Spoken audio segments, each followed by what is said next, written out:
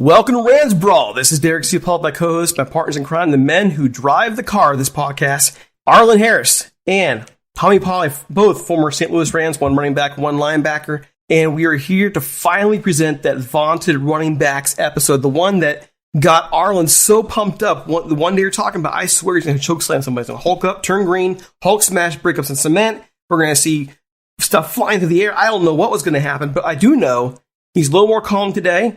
A little more chilled, at least for the moment. Arlen, how you doing? I'm doing good. Like you said, I'm ready to talk some running backs, protect the brotherhood a little bit. Have that uncomfortable conversation about the value of that running back position. But all in all, I'm good. I got a chance to go out with some players and be on the football field, train up a couple kids, and, no complaints. Tell me, what about you? I ain't doing nothing. I'm enjoy this one. I hate running backs. I always have my whole life. But at the same time, at once upon a time, I was a running back. Running backs and linebackers basically are the same. Movements are the same. Most of the good running backs, when they get to a certain point, they just automatically flip over and they can play defense right away because they know the movements of the back. So they mirror each other, so this will be a good segment for me and Arlen to go back and forth about, who may be the top dog running back in both our eyes. All right, so real quick here, I just want to, just touch base on one thing. The shutdowns are starting to go away. We're starting to loosen the straps a little bit. Arlen, you mentioned earlier you got out of the house a little bit, right? What were you able to do this week? Well, just, I got two boys that are, anxious to go out there and train and get prepared for this upcoming season. We're staying optimistic and, saw a couple of kids up there and we were able to move around and we're still practicing social distancing. But, at the same time, you're still able to get some work in, work on your feet, move around because, a lot of kids, haven't been able to do this, all spring in theory. So I don't want show up. I don't want them to show up to go out of shape and not have that experience being able to touch a football or two in the upcoming weeks. And Tommy, you also, you are kind of, sometimes you seem a little twitchy about like you were just itching to get out of the house. And now you can. And what was the first thing you did when they started loosening the chains this week? Nothing. I still haven't done anything. I got a little scared early in the week. My wife, she got a little sick. So we went and took the test, both of us. But we got the call today. She has the flu. I'm negative. So, I don't know if it's a good thing, but so that's my week been consisted of just taking care of her, trying to get her back to health and things like that with the little flu that she got. I'm the errand boy now. I'm the socket. I'm moving around doing everything. I'm cooking, cleaning. And try and stay, try and stay healthy. Both of us can't get sick. We have a problem at the house. Good grief. Isn't it kind of weird, though, that when the good news is that she's got the flu and not COVID? Yeah. Wow. Right, yes. We had a little party day. It's the flu. Hey, that's the one disease that killed like millions of people in the 1918, but okay. Yeah, it's a different world now, That's I guess. What a buddy told. That's what a buddy told her, the same thing about, man, you ain't off the hook yet. Yeah, and be careful, man. I lost a friend when I was lost you about 6 years ago to the flu. He was only 36 years old. Mm-hmm.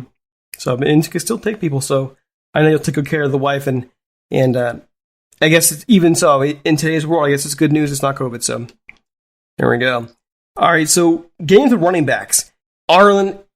Just in case somebody is checking in for the first time to our podcast and doesn't know you very well, what are your credentials as related to running backs? Well, speaking for myself, I've been blessed to play this. Yes, sir. I've been blessed to play this position, man, from youth, all the way up to the professional level. Again, I've been blessed to play, win a championship or be a part of some type of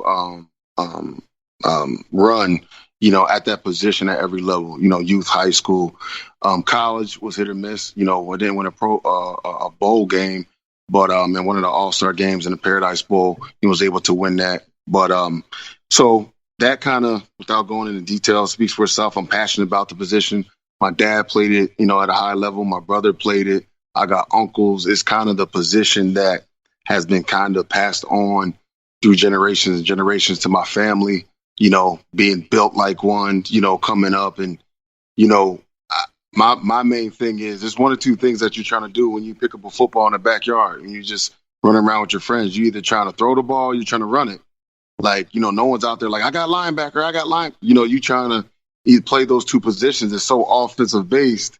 And then once you start getting older and you put on the pads, I feel like that's when you start to develop some of those other skill sets. But in theory, just like TP said, he used to be a running back.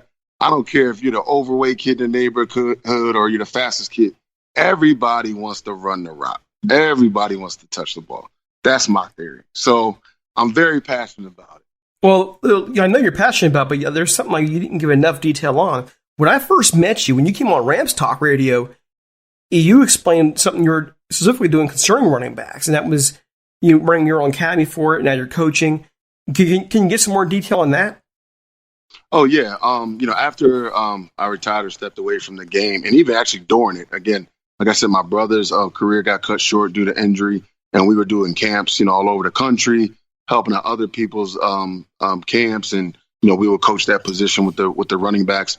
So when I was really done with the game, I just stepped out, and it was funny. Actually, when I moved back to St. Louis, we had a former Ram at each position. We had Pisa Tina Samoa was coaching linebackers. Jamie Martin was doing quarterbacks. I was doing running backs. Then we had two different. We had Derek who jumped in and do the receivers.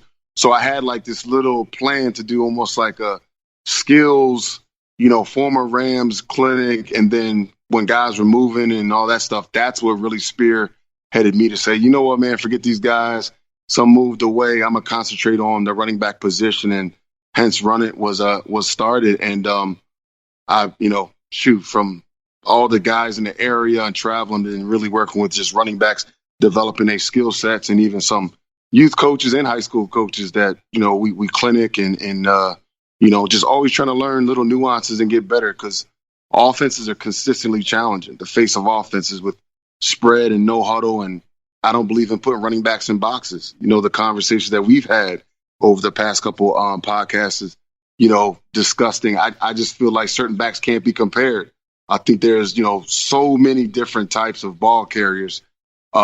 So that's kind of, where we're at. And like you said, I got two sons that play the position. My youngest one, he plays linebacker and running back. I think, as he develops, he'll probably have an option, to pick where he wants to go. But, once I took over Lutheran St. Charles, I'm the head coach over there. I called the offense. I know everybody swears up and down, he probably just runs the ball. But if you do your homework, I'm actually, pretty 50-50, because I believe running the ball is what opens up the passing game. So that's kind of my philosophy. That's how I've been able to stay close to the position and to the love of the game. That's the weird thing to me when we've heard this year all the criticism towards Jared Goff, and some of it is deserved. I think some people forget that the Rams' offense is run first. They see all these flashy passing numbers and see everything else, but the Rams' entire offense is based on the run game and has been since Sean McVay took over. Now, here we are in 2020.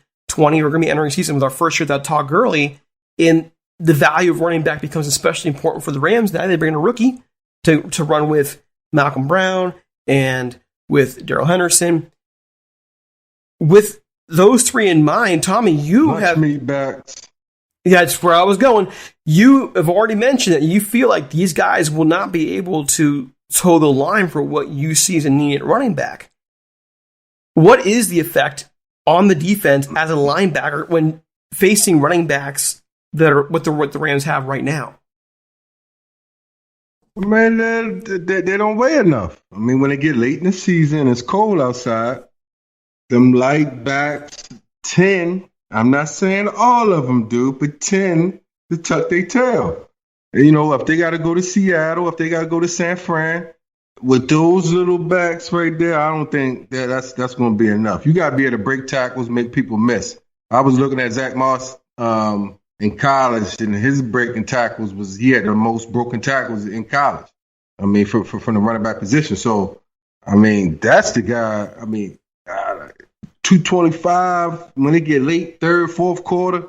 I mean, those are guys that the linebackers fear, not no 210-pound back, 205-pound. They, we can throw an arm out on them sometime and arm tackle them.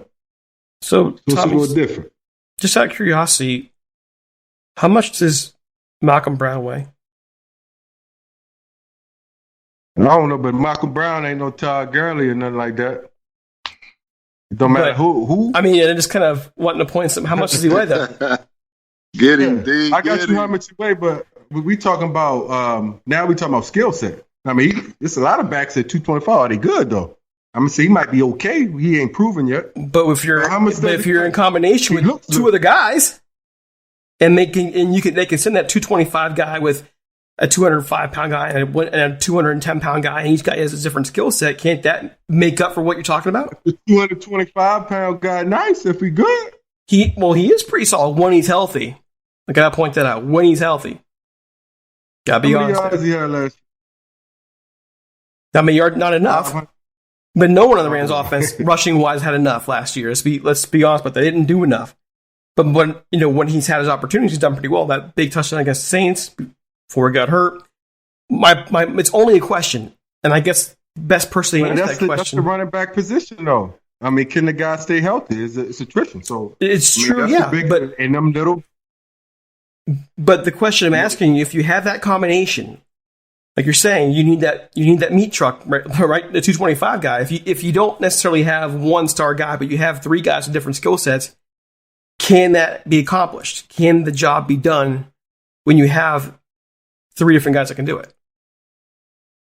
If those three guys can play, I mean, again, like they got to be good. Like none of those guys are proven.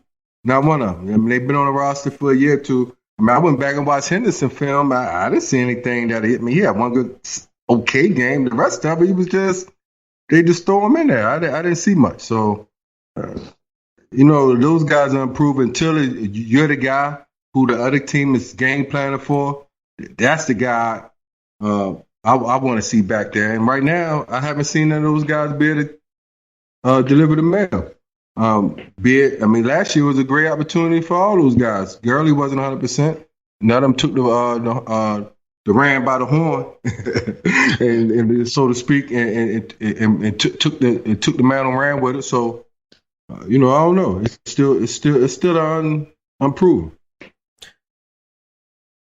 Arlen, when the question comes about, I took it to the defensive guy here and asked, how he views it from that perspective. You do have three different skill set guys. And so explain to us, just at the root, the value you see the running back position bringing to an NFL offense and how it's changed in the last 20 years.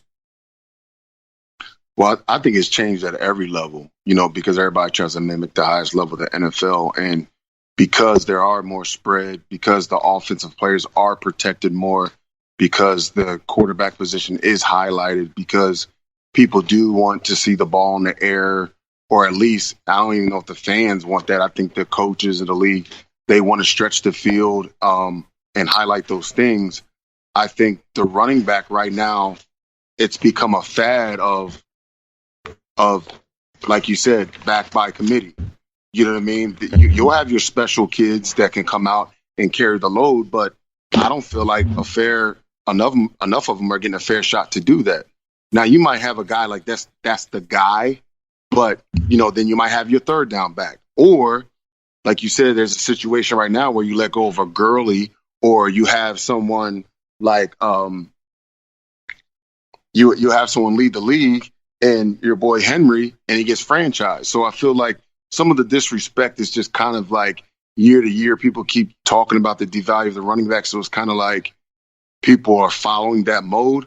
But you got your complete back. You think about a Marshall Faulk. You think about Alvin Kamara. You think about McCaffrey, who just got paid all that money. But again, I don't know if it's luck. He got a brand new head coach over there, and he was able to strike that deal. But that's not the norm. You know what I mean? He leapfrogged 4 guys that outrushed him last year. So, you have that type of back that is a threat on the ground, catching the ball, he can block. right? Your complete back. Then you have the one back that is maybe the bigger back that might not be as popular, but you have your Fournettes, your Steven Jackson types, your Eddie Georges, those big guys that are like, don't take me out the game. We're going to pound you. And TP just said it.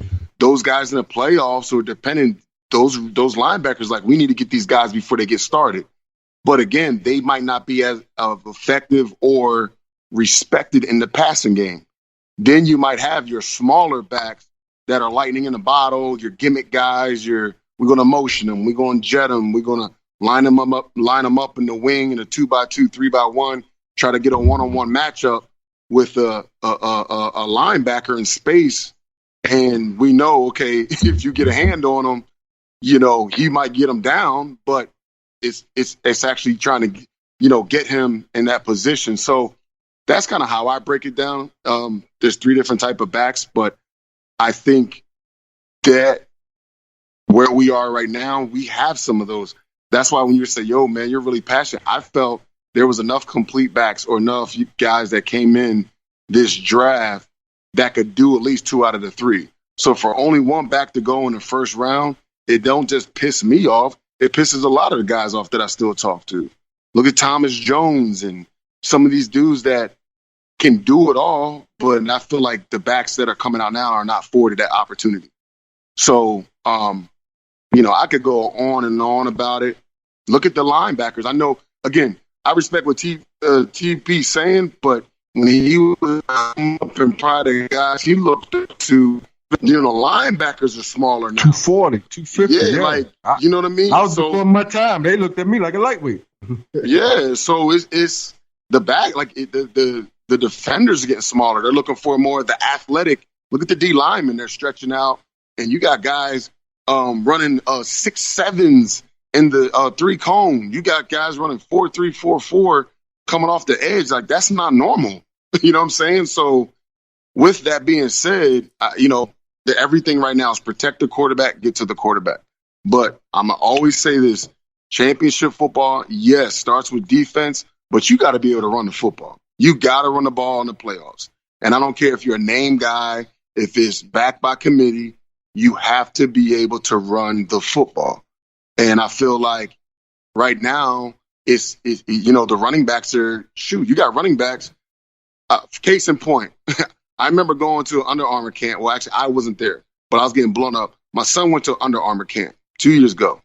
Deion Sanders, dude, Donald Cox is over there. Like, yo, if you want to play Sunday, son, why don't you come over here and play DB? They wanted him to get more work at DB, talking to a freshman, because they're talking about Sundays. We need longer corners. We want guys that are athletic. If you want to get paid the money, play corner.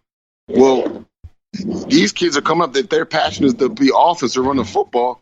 This is kind of, people are jumping out of this position because they feel like it's not being respected. And I just think that's unfortunate. Tommy, do you agree with that assessment that the position is not being respected?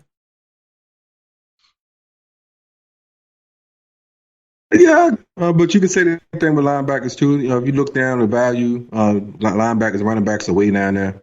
They don't value the running backs. Or the linebackers.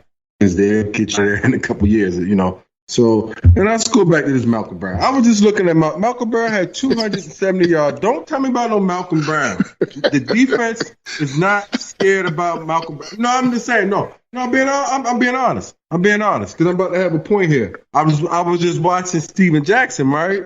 Earlier. The other day. They had a little highlight. And this man broke 6 tackles. I'm talking about running through. Get out your way. So he didn't have no block. He didn't have no line. And there have been times when you get in the playoffs, everybody know what everybody doing. It don't matter what you try to cover it up or whatever. Everybody know what everybody doing. Everybody got everybody's tendencies. So the back has to beat that guy. Whoever that 8th man in the box is, whoever that linebacker is going to field, if they're going to win, that running back and that linebacker that running back is going to have to win more times than not. And I just think the guys that they have now, unless the guy from Florida State comes in and toasts him out. Malcolm Brown just, okay, because like I said, on defense, the defense going to respect what the offense presents. And if it ain't no numbers up there and ain't nothing on that when they go on that film and they're watching the film and they don't see him doing anything on film, then they're not going to really respect that back. That's just facts. It's not no knock on Malcolm Brown. It's just in 5 years he got 700 yards or something like that, 750 yards, 5 or 6 years. So I mean, he is what he is. So and the other two backs, they're light. I like them a lot. They lightweights though. And in that division where you got Seattle and San Fran, they're going to be top 5 in defense, give or take, right? So it's going to be tough sledding. I just think it's going to put a lot of onus on Jared Goff to perform. And like you said, their offense does well when they're play action pass. I can go back to, I know everybody want to praise Peyton Manning, but Peyton Manning didn't start winning consistently until Edgerrin James came, and then they started play action pass with him. Now them linebackers running up to the line. Now everything behind is opened up. If you don't really respect that back, you gonna do your little bounce step. We'll take that little bounce step. Now I'm gonna get back to my drive. Now I'm underneath them routes. Now them plays don't work as much. Them downfield plays don't work as good when everybody know that don't respect that back consistently. So you know that's a good thing about football. I always tell everybody. That's why they play the games. So them guys might come out and surprise me. But I seen Marshall Faulk shake the 8th man in the box consistently. Oh, no. In the playoffs, going to the show, they knew the play coming. Yeah, he getting the ball. And they can't tackle him. So that's what in college, I had to play with Warwick Dunn. Same thing. The 8th man in the box, he was sizzling. Wah, he gone. So it don't matter. Block, no block, line, no line, throw it to them. They catch it. They do it everything. So I done played with a lot of backs in my life. And these guys, I just don't see it. I'm gonna ask you this. Anybody on the roster right now better than Todd Gurley in his prime? Well, 2 years ago? Well, it's yet to be determined. Akers that's not fair. He got to prove it. He got time. He got to prove it. Gurley 2.25. Well, look, though. See, this is my thing, TP. You keep referencing weight. You just talking about Warwick Dunn, who I played with Atlanta. He 180 soaking wet, maybe. Mm-hmm. And he was and he carried the load in Tampa Bay. Marshall Faulk 205, 208 in his prime. That's why I did that. That's what I'm giving you the benefit of the doubt. That's why. I can go say Edgerrin James and Fred Taylor and all them guys. I can say that. But my point I'm saying is I don't see that special in those guys. Yeah, Cam Akers fine. He's cool. I like him. I do. I really do. Florida State, I think second round was perfect for him. Do I see special? I seen Warwick Dunn. And Warwick Dunn was special. Well, by AP. So look, you got to find that. I think I agree with you. I think you got your freaks, Steven Jackson, 240, Bust, and okay, yeah, we get those guys. Right. But I feel like those tweeners, 215 needs to be respected too. You got to look at how much AP weigh. People think he's 220 plus. He's not. He's 217. Yes, he's 217. He's 217. In his prime, he's a bell cow. Yes, he's 217. Okay. Now, what about Mark Ingram? Does everybody agree that Mark Ingram's a tough runner, correct? Out of Alabama? Sure. Saints, right? Got it done with the Ravens, right? How much he weigh? He's solid. 15.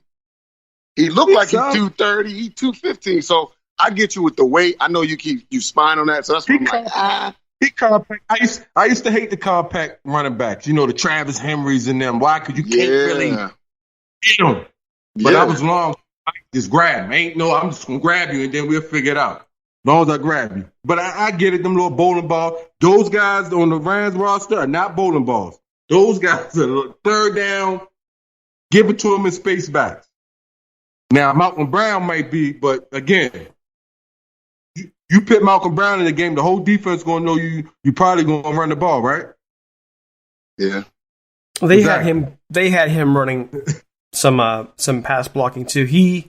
the thing with Malcolm Brown, it's really kind of a dark spot with him right now, because when you've seen him in game, not last year, because that offensive line couldn't run block for crap last year, 2018, 2017, he showed you enough that if he was in the right place, the right system, he could be a starter in the league. Starter. I'm not saying star. I'm saying starter. He had some tough runs. He had some solid moves. Good downhill runner. The thing with him was he couldn't stay healthy. That's the big one. Couldn't stay healthy. He gets hurt every year. And then the other two guys, Darrell Henderson, real good film coming out of college, didn't fit in right away with Rams offense last year. Scored a lot of touchdowns. Good out of the backfield. And Cam Akers is kind of like, to me, the guy is sort of like in between those two. So I don't know. When I'm bringing those questions to you, Tommy, I'm not sitting there saying, hey, Malcolm Brown is a star. I'm saying if you have a combo of guys who have some talent and some skill, can you, as a trio, have a successful running game or not? I'm not saying one guy's a star. The 49ers just proved it. 49ers had 5 first rounders up front. But, I mean, whatever, their offensive line is great. But, yeah, I guess you can do it. They had average backs, Joes, there's some guys, and they did well with them. So they have a great offensive coordinator. So I guess you can get it done with some Joes back there. But, when it got down to nut country time, what happened? For the Rams? No, I'm talking about San Fran. The Ravens. 3 back. They got punched in their mouth. They got punched in their mouth with that stretch play. Man, how much of that the Ravens was... is going to be interesting. I'm sorry, go ahead. Go. No, the Ravens running game is just a little... It's about manipulation, what they do. So it's going to be interesting if the teams are going to... The defensive teams are going to play the read option better this year. They did a terrible job last year of playing it. I used to go into the game like first play they ran a read option. If they had that guy reading, I already knew it was going to be a long day, because you can't play it like that. You got to play it a little bit aggressive. So let me ask you a couple questions here, Arlen, especially for you. The running back position now, in terms of where the Rams are, is just an article in Bleacher Report today, written by Joe Zucker. He's quoting Lindsey Theory, and he's got Sean McVay in there saying, quote, "We feel we've got 3 really good backs." What does that mean in terms of the distribution of carries? Question mark. I think that's to be determined based on how things play themselves out and when we get a chance to actually compete and practice in those live opportunities. Do you think they have 3 good backs? I kind of see them as each one of them have their own specific skill set they got to try and use. I'm not going to say they're good backs or not.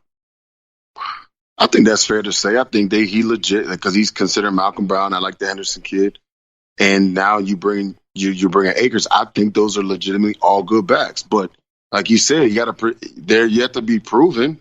The one is a puppy that they underutilize, and that's another thing. I don't even know why they didn't have him returning kicks. Like why he's not on special teams is beyond me. They got to earn that check. He wasn't on special teams. Nah, he weren't. Andrew, that's an extra carry. That at least put the ball in that kid's hand. You gonna draft? They drafted him the 3rd round? Yeah, was he 3rd or 4th? 3rd round.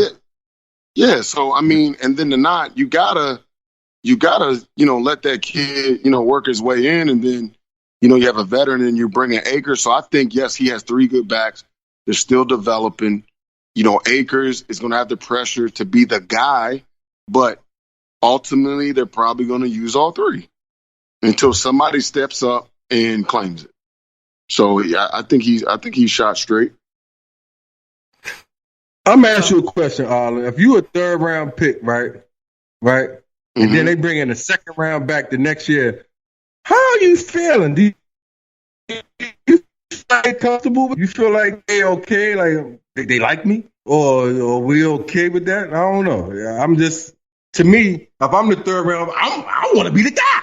So they bringing somebody in my mindset. And as an organization, if I'm comfortable with the 3rd round pick, he showed me enough in practice. Why am I bringing him a 2nd round pick? And why you understand what I'm saying? They could have waited 4th, 5th, totally agree. And got it back.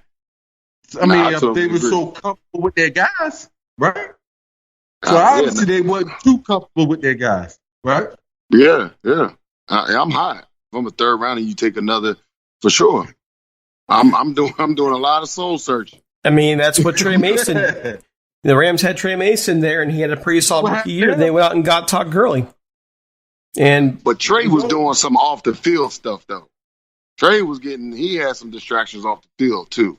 But again, two different backs. He was more of a shorter, compact. I like Trey Mason actually a whole lot too. He did some good things, but again, at that time, can you pass up on a Todd Gurley? You know what I mean? Or you don't know. Again, we don't know what's going on at practice. You see, like, we thought we might have, and you got to fix it. You got to save face. You got to save face. There you go. You don't just do that now. You don't just do that. Yeah, Trey Mason, you was okay, but Todd Gurley, woo, that's what I'm talking about. None of those guys you were saying that about. Good backs. I love Cam Makers. But I grew up with Ward Nunn again. My eyes, I can't help it. I seen Ward Nunn. Same type of back. Eighth man ain't have a chance. I done seen him go 80. So, just moving away from the actual Rams situation for a second, and actually moving to the position itself. Arlen, what are some myths about the position itself in today's NFL? I'm going to break it down in a couple different things. I'm going to start with the comparison because I think it is a fair comparison to talk about the running backs and linebackers in the same light. When you are watching a football game, especially at the highest level, and again, you're not going to sit here and tell me the way the game is, and I know that offensive guys are being protected.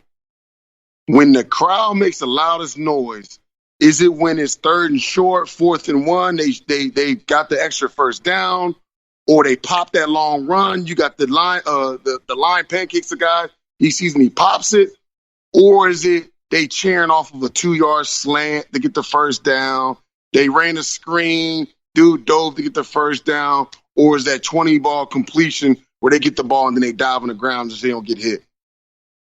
Like, to me, it's not even close. Like, it's totally different when you watch a team run the ball, they get the ball inside the 10, and they literally run the ball down the defense's throat the whole way, and they put together a drive, then they might, put the ball in the air and they get back to running the ball. And you say, you know what, we running right here, stop it. This is a physical game, correct? So when you're in those positions and you need 3rd and short or you need to get a first down, is it sexier to hand the ball off to your guy in the back or to throw a slant? Like, and I'm not taking away from these positions. I'm just going off of the passion, the emotion of the football game. So for us to be devalued at that, to me, when you watch a football game, I'll sit here and I'll watch people jump off the couch, see somebody get trucked, they fall forward for the first down, and these dudes are getting big. Like, that's what I'm talking about. Yeah. They don't jump off the couch when somebody catches a slant and fall forward for 3 yards. It's a totally different feel. Now, when they do the little cool, smooth, sexy toe drag, they stay in bounds, you might tilt your head like, ooh, how they do that? That's impressive. It's a totally different feel, man, when you're running the ball and you're effective. Same thing with the linebacker. If a linebacker come downhill, and it is the same situation, this goal line, they put together a goal line stance, and those guys don't get in, the crowd erupts. The sideline goes nuts. Or if it's 3rd and short, TP come down here, fill that hole, and you hear that. That's a totally different animal than somebody, okay, it's 3rd and 6, they throw a little dig, and the dude drops the ball and break up, and the DB going like this, running to the sideline. Ain't nobody. That's cool. It's exciting, but it's a totally different feel, man, when you put hat on a hat and a linebacker come down here and kiss somebody in the mouth compared to a DB getting a breakup and they run around doing an airplane like they just. That's, and I don't even play. You know what I mean? Like, come on. Like, even if you catch a pick, like, okay, cool, you get a pick. If you don't run it in for 6, they run around like a chicken with their head cut off, fall down on the ground, guys do the little chest bump, cool, offense runs on the field. It's totally different when you got somebody coming downhill and you get to hear them pads clash. Uh-oh, now you saying something. But the DBs is getting the paper, though. They the one get all the sexy contracts. But these linebackers is taking guards on, pullers, running backs. They get chipped on their way out. Hey, look, I'm just, to me, that's football. Let's talk about, do we want to talk about how football started? Like, where the quarterback was actually a running back? Like, that's to me, man. Like, to me, it's just so disrespectful to the game that now we're just, you might as well have all receivers. And when I made that comment, go ahead. The Packers tried it, didn't work out. You know what I mean? You couldn't protect Aaron Rodgers. They weren't running the ball effectively. Put receivers in the backfield. If the safeties are the new thing and the DBs are all world, okay, put them in the box. Get rid of the linebacker. Get your big safeties, put them in the box, and see how that work out for you. So you're right about sweating and turn green, because I feel like it's so disrespectful, man. Like, I even looked up for you, Derek. I Googled NFL worst busts in history. You know how many of those guys were quarterbacks? Yeah, I don't even know, man. Like, there's a lot of them. But they're the highest paid guys, and I get it. I get quarterback. Not me and you. That's one of the hardest positions. You got to know what everybody's doing. But that's a knowledgeable thing. But when you really break it down. I seen Trent Dilfer win. But when you talk about running backs, they running routes, they running the ball, they got to pass protect. They in the backfield, the quarterbacks, they got to know the where the safety is. They got to know the coverage. They got to know all that stuff. They not out on an island. And the linebackers they got too. They got a blitz, guard to play the pass, play the run. Football's in the box, man. Like, come on, it's anything inside the box. You got to respect it. Look at our linemen right now. Uncle and TP can talk about. We coaching at the high school level. You know how hard it is to find a good offensive lineman? Just because why? Everything is a laterally. And I watched the combine this year. I forget the guy who said it. I think he was on the Vikings. These kids coming out of college. My nephew started for Mizzou for 4 years. These dudes don't know how to ISO block. They don't know how to double team. I'm an ace straight, work my way up to the linebacker. These dudes are all taking zone steps, and everything's lateral. So then when they're asked, when they go at the highest level, and it's like, yo, goal line stance, let's get foot to foot. We're going to double this dude up and work up to the linebacker. They looking at you like, huh? Man, I kick-stepped my whole career. I was in a 2-point stance. You want me to put my hand in the dirt? You got guys in look, hey, I'm going on my tangent, but you got teams in shotgun inside the 5. Kills me. You got guys backed up inside the 5 going the other way for the field, and they're in shotgun. Like, we're losing our sport, gentlemen. Like, what is that, man? What's wrong with going under center? You got quarterbacks that don't even know what that is. That don't look good. The offensive coordinator can't say, I drew that play up. So tell me, gave it to the running back. How do you, as the defensive guy who, you say running backs, linebackers, these guys correspond. A lot of the same movement, a lot of the same everything, a lot of the same treatment. How do you respond to Arlen's statement there about running backs? Everything he said is right on the money. But the fact of the matter, this game is about money, and the quarterbacks and the offensive coordinator, who was the head coach, are getting all the money, so they got to show their worth. And most of them have egos, and that's why you had a situation when Seattle playing New England, and everybody on this 3rd and 1. Who you giving the ball to Marshawn Lynch, right? It's a no-brainer. I got Marshawn Lynch, right? And you throw the ball. Why? Because about me, coach. See, I drew that play up. See how I rubbed him in there? He threw it right there. See, now I can go. Now I go ahead. See, my wife don't want to keep me in second fiddle up there, and with the wives. She want to be the top. So I got to get this head coaching job and make $6-7 million a year. You understand? So it's an ego thing. It ain't really about that. So yeah, they devalue the running backs. Don't have to pay a lot of them. That's not good. But let's go back when I was growing up. The running back was everything. Jim Brown, O.J. Simpson. You go on and on. Walter Payton, Ag Dixon. You go on and on.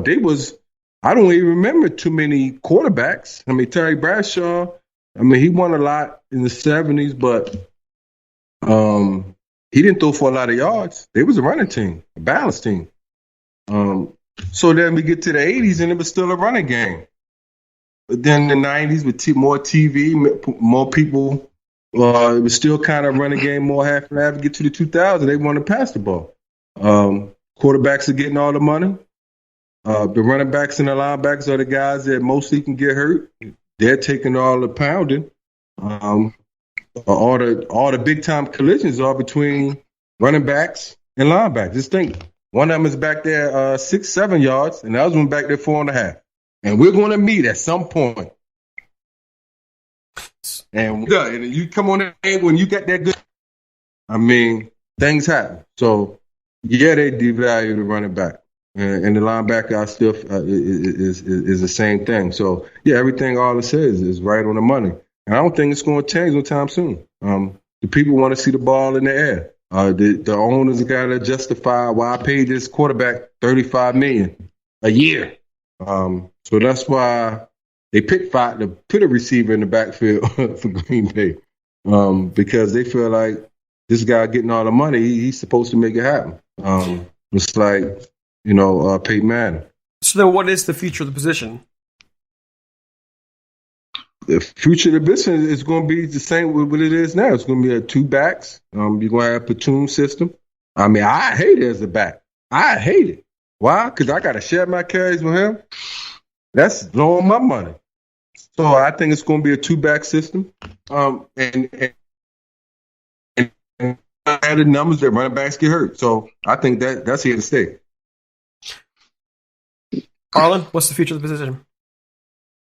As much as it pains me, I do think it's going to be like this for a while. You know how they always say things go full circle. If it does come to that, again, you'll have your Henrys, your Ezekiel Elliott's, where guys will carry the load in theory, but that's a team by team. That's far few in between. But typically, because you got the media and everybody's saying, oh, you can get a back in the fourth. You can wait till the second day. You don't need a back. And there is some validity to, I get it. They say, well, the lifespan of a back, or how often.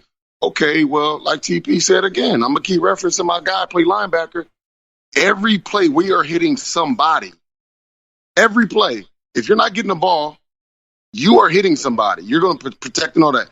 Receiver, DB, man, they can run you off, jog back to the huddle. They don't have to touch. Linebackers and running backs, and up front, obviously, where the game's on the line of scrimmage, you are hitting somebody every play. But my thing is this. I'm not saying, okay, cool. If you don't feel like, well, the backs, they can hit one big payday, or their longevity is hard to find somebody that's going to play double-digit years. All right, he's 28. He's kind of on his way out. He's 30. Okay, well, my thing is, you still, if you think he's the guy, a Swift or somebody like that coming out, still take your shot on him in the first round, okay? Let him play that thing out, compete. Let him be the guy, and take it case by case. Don't just throw your money at these quarterbacks like we brought up Sam Bradford. I think about a Mark Brunell, and they living like punters. Like, these dudes are getting 20 years in. A Tom Brady, he's still being effective. That's not normal.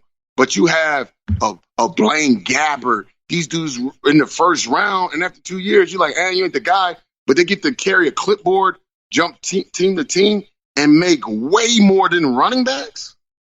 That's not fair to me, man, and it don't make sense. And then you talk about, okay, this is the talent. We just said, if you look up biggest bust in NFL history, the quarterbacks are named first. So in my opinion, can't you just go ahead and get the dudes up front or concentrate on the guys in the box? I'll go get a quarterback later. Because in theory, you need somebody that's smarter, because they still can get injuries. When you look at bust, when I went through that list, when they mentioned Kajana Carter, Blair Thomas, and all those guys, all those dudes was deemed bust. Why? They came in like in minicamp and blew their knee out.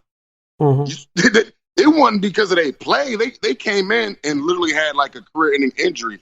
These quarterbacks, Russell, Leaf, all these dudes 100% healthy, but because we got these quarterbacks held up in such a high regard, they come in laying egg.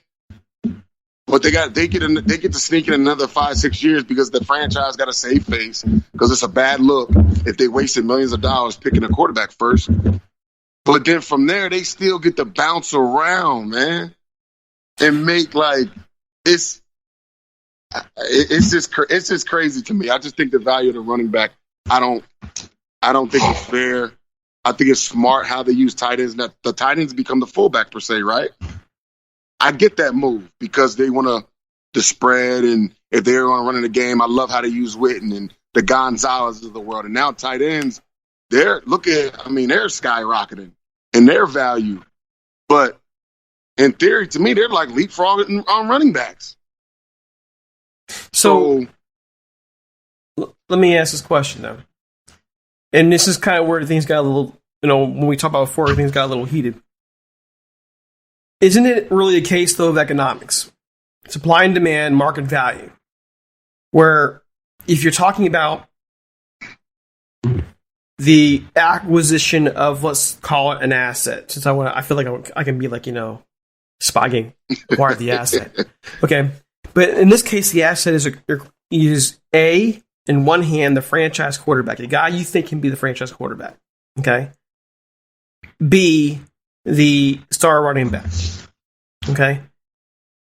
But the reason why the market is the way how it is because the traditional belief right now is it is harder to find your franchise quarterback. Therefore, when you think you found one, he's worth more compared to a running back. And like you said, hey, you can get your running back in the third or fourth round, right? That's the thought process, and that's why the market is the way it is. Here's the question: is that true? I think you go on a case to case. When Trevor Lawrence come out, dive on him. I totally get that. He's the guy. But you see the quarterbacks that came out here, and I don't even name drop because I want to do it to the kids. But there's a couple in here that are like, man, they close. Like, you all right, man? Like, come on, man. Like, the value of Swift was to Georgia compared to this dude because he's a quarterback. And because he's in that position, he gets to fall up in his level.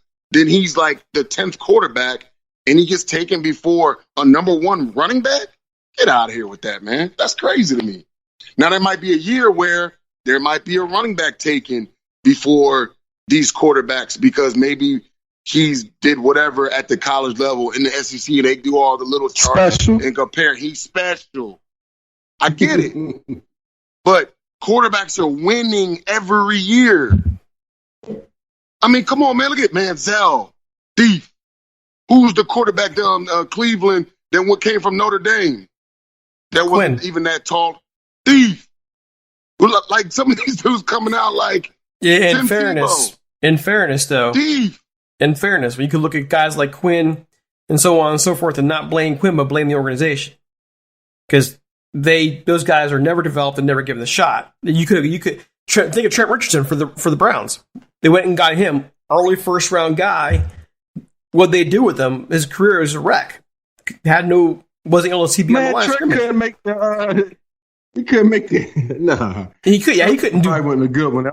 But I'm just saying. I'm thinking early first round picks. I'm saying that bad picks happen. Also, bad development happens too. Is what I'm trying to say.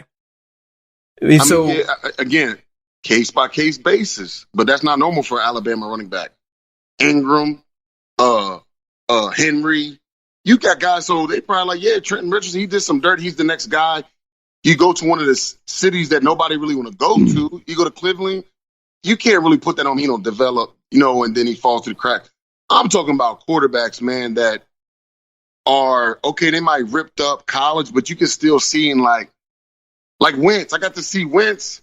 You know what I mean? He played at a lower level, but when you watch him play, you like, buddy, like, okay, buddy, all right.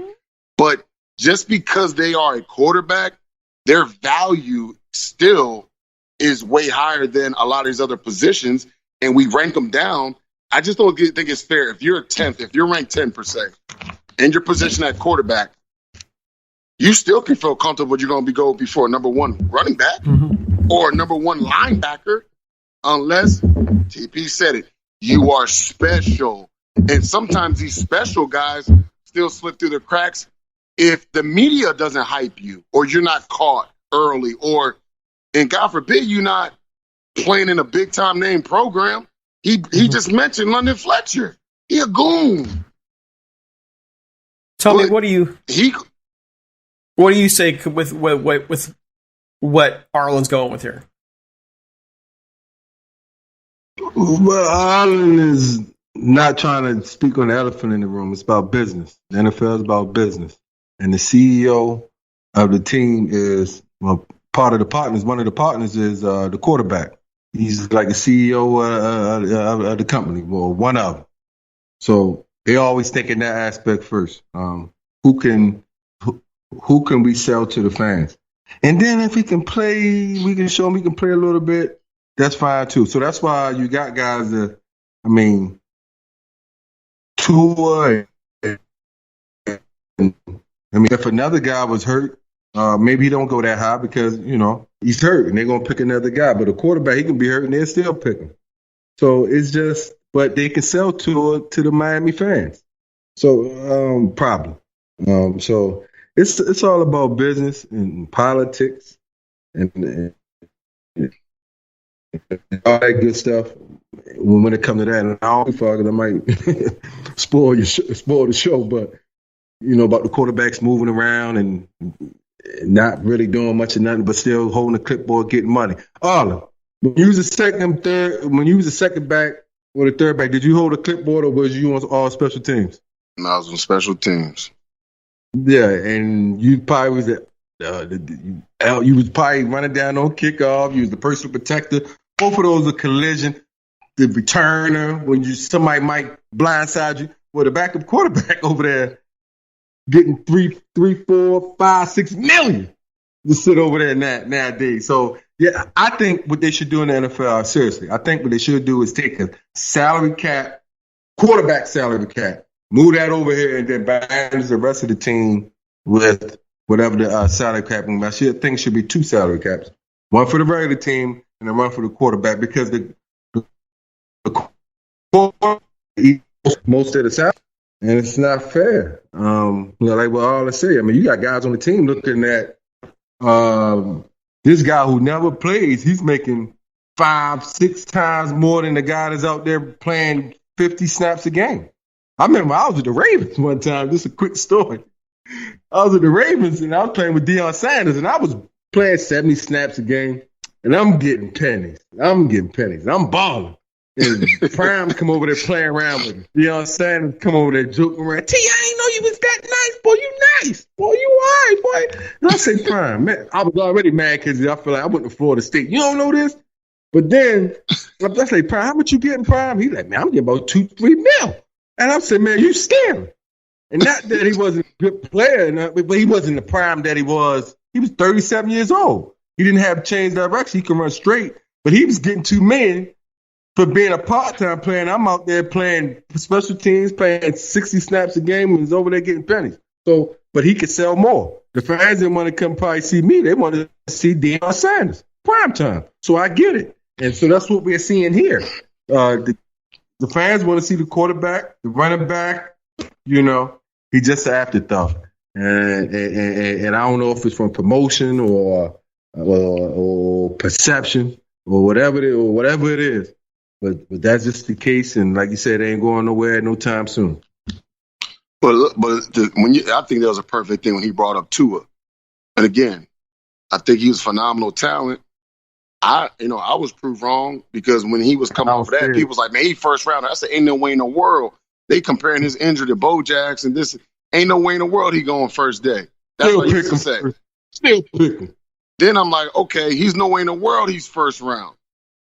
So you're going to sit here and tell me if a linebacker, I don't even know who shut the world down in college.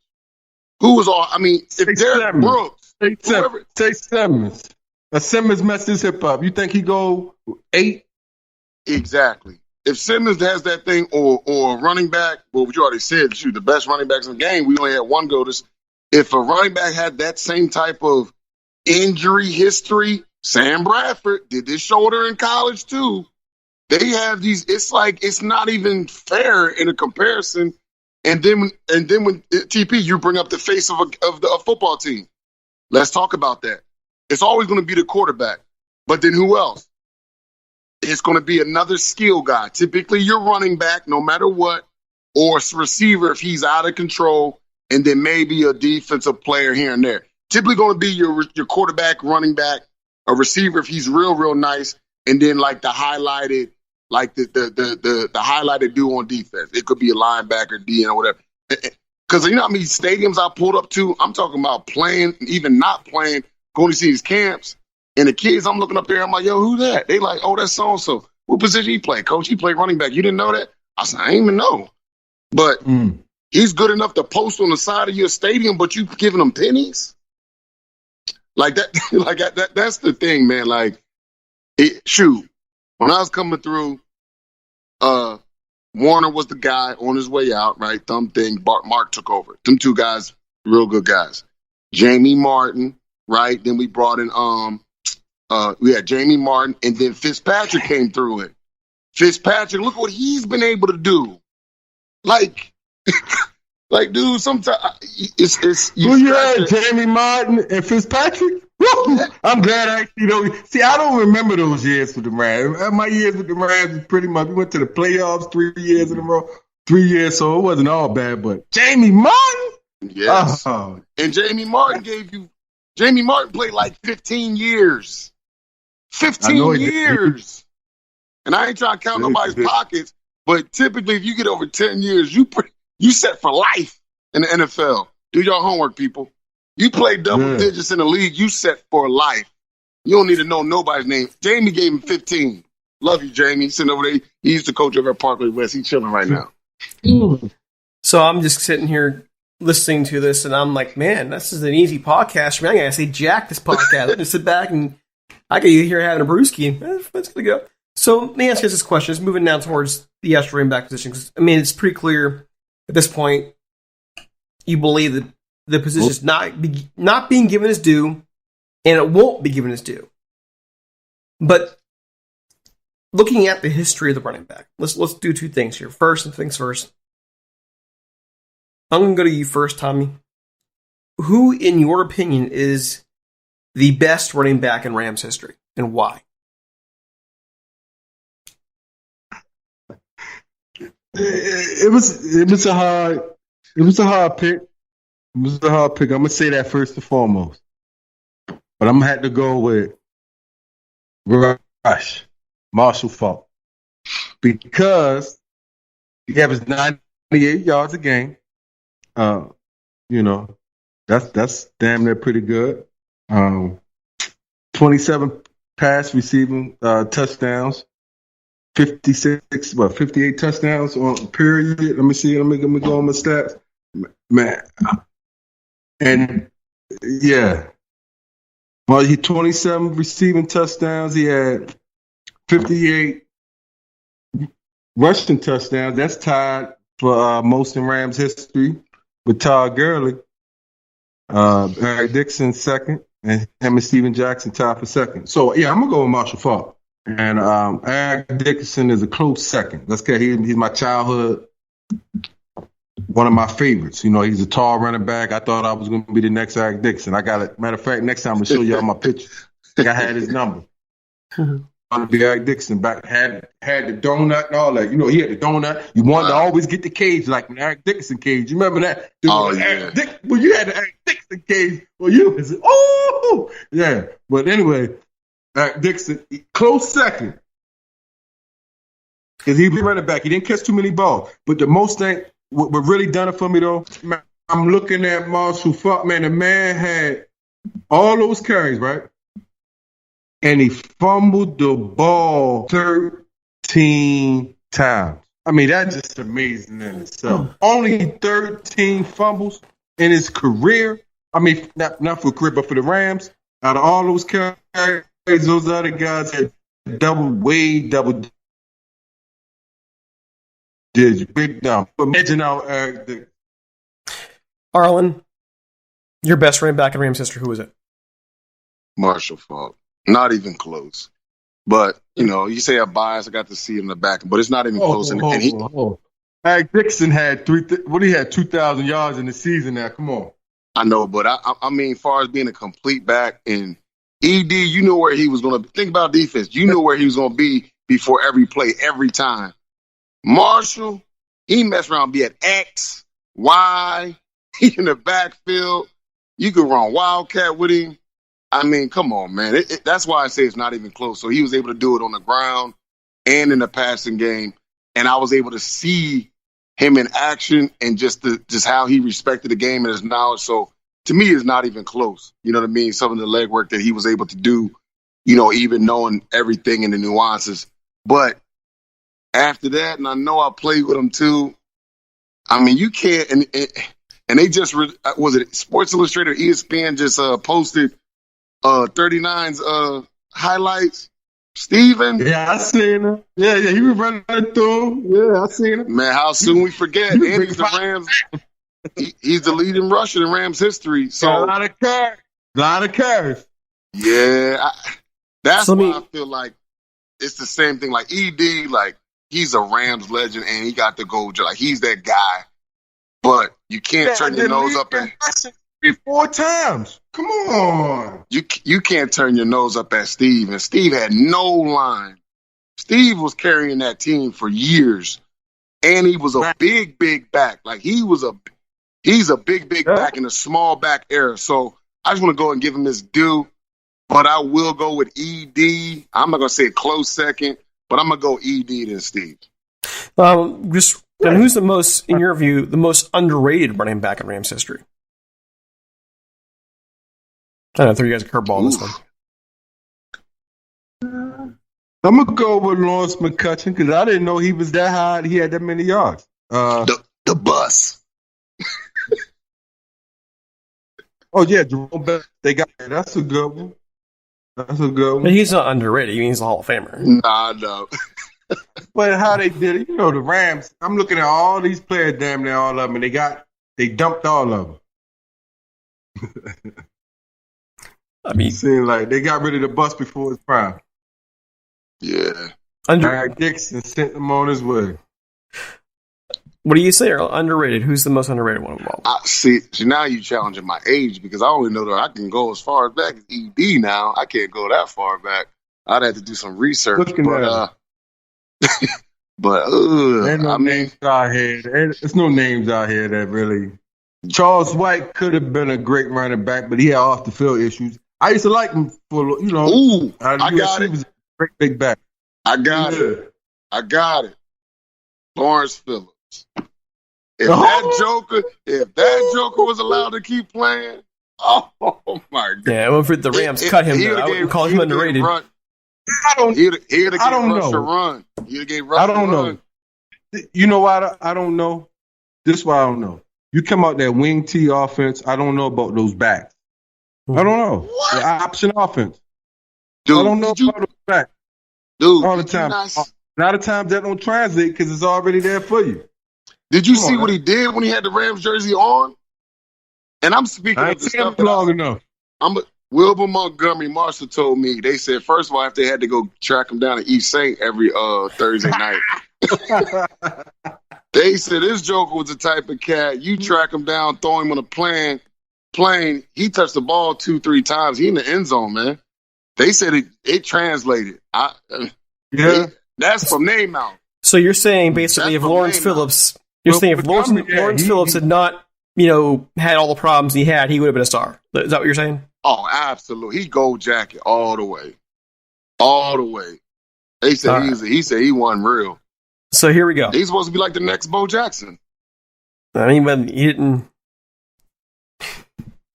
do it though. I mean, he was hot garbage, unfortunately, in his 2 years of the Rams. I mean, I guess you're operating on potential. And just real quick, my most underrated is Steven Jackson, by the way.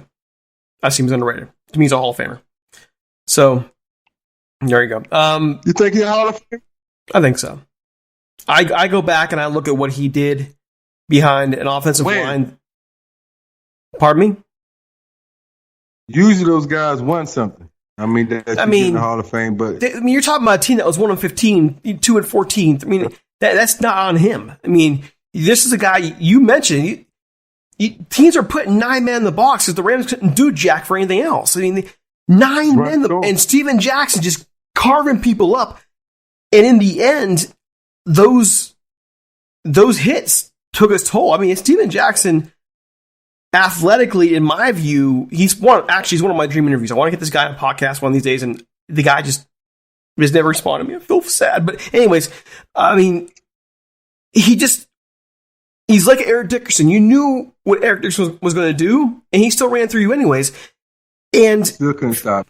And yeah, and the same thing for the Rams with Jackson is they had nothing else. They only had was Steven Jackson, and you knew where he was going. He still ran you over. And if it wasn't for the fact the Rams are just awful everywhere else, let's just say you put him on the Patriots for that time frame. So I just look at what he did, become the Rams' leading rusher despite all that. I think it's a pretty huge accomplishment and well-deserving of a Hall of Fame. I mean, yeah, he didn't win it, but that's not his fault. That's a team that didn't do jack in the front office and didn't do jack with coaching, didn't do jack with player development, couldn't draft an offensive lineman to save their life. I mean, that was a really, really bad stretch for the Rams. The dark ages, I call them. So it was tanking. But you gotta with hit that. If people's knock on Steve was he ran like a small back. I know as big as he was, and you see the highlights, and he would for sure when he wanted to. He would truck, but if you look more times and really watch a full game, there's a couple times Steve thought he was a small back. He was making certain moves, maybe trying 2-8 or just trying to, and it wasn't a preservation thing. Steve did run like a small back at times where he could have ran through some more stuff, which means he could have got even more yards. But in my circle, people we talked to, that was a lot of people that did not like 3-9. And again, I back him because I played with him and I know what his potential was and what he was able to still do. But people still felt that he did not use his frame to his advantage the majority of his career. I don't think that every player, and maybe you can tell me I'm wrong, guys. You played the game. I'm a guy who's been fortunate to watch it for so many of the years and be a part of it through podcasting and writing and so on and so forth, reporting on it. But I don't think every player on earth, even Peyton Manning, even Tom Brady, have used 100% of the time their physical ability to their utmost potential every single snap out there, every opportunity out there. And I just can't judge a guy for that. I can look at the stats, I can look at the film and see what I did see him do. And what I saw him do when the target was on his back every single time is enough for me. And that's respect for what I saw that person do. And that's knowing that he did get, thigh injuries, back injuries, just taking a beating for a team that was going nowhere for years. I mean, that's just... You must not have watched the last Dance. So who's your first pick? I mean, so who's your number one back? So what's your top three? My top three? Yeah. Marshall Faulk's number one. I mean, I wrote an article about it years ago and took heat for it, by the way, and I flipped here and there over the years. But Marshall Faulk, number one, the things he did, not just as a running back, but as a receiver of the backfield, the fact that offense, right, oftentimes was dictated by him. The fact that he was a coach on the field, just what he did to turn that franchise around as even the face of it in a lot of ways, to me matters. Eric Dickerson is number two. In that the Rams didn't have a whole lot of receivers in the 80s at all. They didn't really have a lot of quarterback play. They had Henry Eller. They had Henry Eller and kicked the ball to him. Dieter Brock is your quarterback. I mean, Dieter Brock and Lord knows who else. So I look at that age and see Eric Dickerson. The only knock I have for him, 51 fumbles. Yeah, he had a lot. Ran tall. Yeah, that was a big knock. He got hit a lot though, and I get it. Yep. And when you're and when you're the number one target running back, you're gonna take that. So that's where I kind of went with him as Dickerson at 2, and then at 3, Steven Jackson. But And now we're saying this guy had 10,000 yards, and he's the number three back. I mean, come on, that's crazy. But they have some great backs. They have some great backs in their history, though. And that says a lot about their talent. I mean, we're when you think back, Wendell Bryant, McCutcheon, you go back even Crazy Legs, Jerome. I mean, some of these guys you got to think, like you mentioned, Charles White. What if Charles White doesn't fall off the map? You know, right? So there you go. Y'all don't remember Trunk Candidate? Well, Trunk Candidate was fast, but couldn't do anything else. I mean, at least not for the opportunity. He was what, second round from Arizona? First rounder. I think he went first round. The Rams went and got him in the first round, and that's first round after they won the Super Bowl. That's when they started letting Mike Hart pick the groceries. So that's when Mike started picking the groceries. They started picking. All right, so guys, we are running long. We're actually at an hour, and so let's finish. One more question for you. One more, and this is just you guys here. I'll shut my mouth, I promise. Arlen, best running back in NFL history. Who was it? I can't do that, man. You got to split. You got to put them in 3 different categories. I can't. I won't answer that question anymore. People ask. It's not fair, man. It's not fair. I put it in ass. I put him in ass. Come on, man. Make the call. I'll make it interesting. I think the best complete backs, Marshall. I'm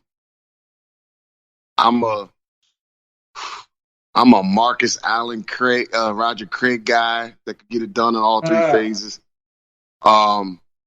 Pure backs, just bruisers. Man, Bo, Barry, and I know you say not. I mean, I'm sorry. It's just pure runners, and there's different styles. You gotta go Bo, Barry, man, Walter Payton. Though, I mean, I could go on them, man. Tony Doyle. That's what I'm saying. I know too many backs, man. It's not fair to. I got to break them up in categories. But, there's certain. Emmett's like a system guy to me. He's nice. So he's a system guy. Right. Hold on a minute. Right. All the run it, as Tom would say, the running back guru. You don't have a guy you think is the best in NFL history. You can't. All the political now. It ain't even political. I mean, maybe I'm indecisive. You gotta see those guys, and they still gotta be cool now. All right, come on. Man, let's help you out a little. It doesn't have to be in any order. Your top 3. You still can't do it. Dude, man, I still can't, because I have this argument all the dude. You know how many nice backs there's been? OJ, Gale Sayers. Like, I can go deep now. I can't to put them in order. You're gonna have to give me a scenario with team. I can't do that, man. Because to me, when everybody say Barry, if Barry had Emmett's line, well, maybe that was his greatness because he didn't have a line. Like, I can't. Y'all might think that sound corny, but I can't do that, man. Like, pass it to TP. If you ask me who are my favorite 10 backs, I can give you a list. But who's the best? I got. Oh my God! Like, you know how hard the best. I'm gonna go with the GOAT, man. I'm gonna go with the best. Jim Brown. I'm gonna say Jim. I'm just gonna go with Jim. Why? They couldn't tackle Jim. Jim led the league in rushing his first year to his last year. So I'm gonna go with Jim Brown just off of all that. Man, so you feel Jim is better than Bo Jackson? No, you don't have enough body of work for Bo, unfortunately. I mean, you had a couple of years, and that's it. I mean, go look at Jim Brown rushing record. Man, he led the league. It's look crazy when you're looking at it. He led the league in rushing about that long. Everybody else got 1 or 2 spots. But then OJ come right behind him and break some of them records. Well, don't forget though, OJ had more games per season. See, that's what I'm saying. So what we talking about? How you gonna ask me the best ever, and then it's gonna get he had more touches, more games. He was in this division. Well, because back then they didn't. Arlen, you still have the eye test, man. It's like I just had this argument the other day on social media, and the argument was who's the best in basketball ever, and some are arguing LeBron James, and some are arguing Michael Jordan. I will argue Michael Jordan until I'm blue in the face, even though the numbers don't show. didn't have the rebounds, didn't have certain things that LeBron has. But the eye test to me, from my era, from what I've seen from when I started watching basketball to now, I'm going to pick Michael Jordan 45 times over. You might think differently. So you have the eye test.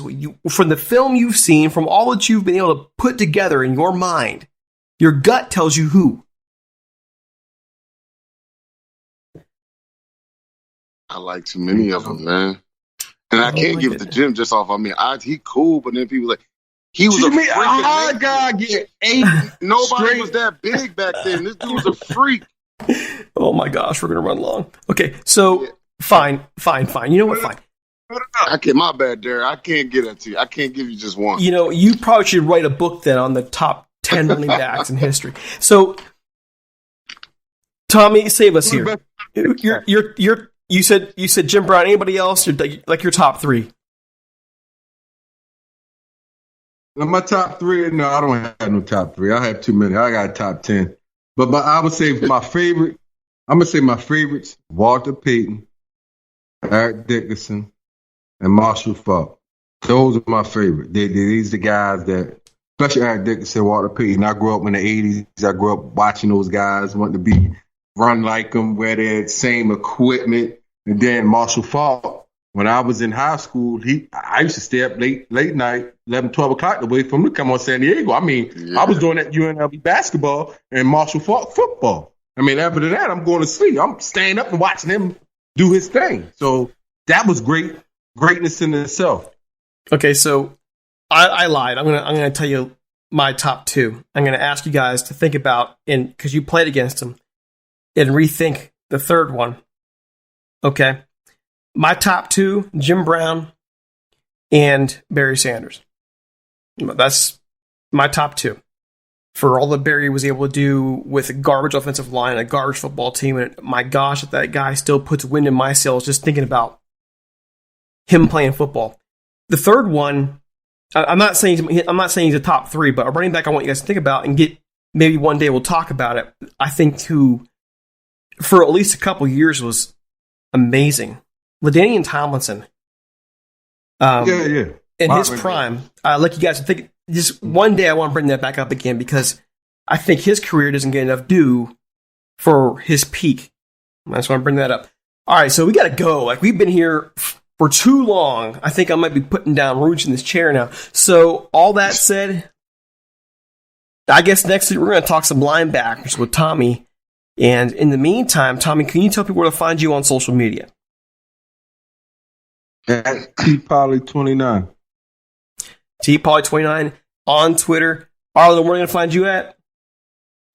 Arlen Harris 33, and then also at Train Run It. There you go. All right. You can find me on Twitter at DC Ciapala. You could also find us as the podcast at Rams Brawl on Twitter. You can also find me, if you like what I'm doing here, my home site, Rams Talk and Rams Talk Radio. What we do over there, go check it out. In the meantime, you can find all of our podcasts anywhere podcasts can be found. And don't forget to join us next week when we do talk linebacker with Tommy, and we'll get the offensive perspective from Arlen. We're out of here. Take it easy.